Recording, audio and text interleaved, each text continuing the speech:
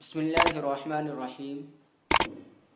ये खाना खाने वाले शख्स को सलाम करने का जो मसला है, उसको समझने से पहले आप ये समझ लीजिए कि जो शख्स भी खाना खा रहा होगा उसकी दो हालतें होंगी। या तो उसके मुंह में लुक़मा होगा या फिर उसके मुंह में लुक़मा नहीं होगा। तो अगर उसके यानी खाना खाने वाले के मुंह में उस वक्त लुक़मा है तो उस वक्त सलाम नहीं करना चाहिए। लेकिन इसी तरह अगर कोई सलाम करे तो उसका सलाम का जवाब देना भी वाजिब नहीं है। लेकिन अगर मुंह में लुक़मा ना हो तो सलाम करना और सलाम का जवाब देना दोनों जायज़ है। देखिए, आप अपनी स्क्रीन पर दारुल उलूम का फ़तवा पढ़ सकते हैं कि खाना खाने वाले शख्स को सलाम करने का क्या मसला है।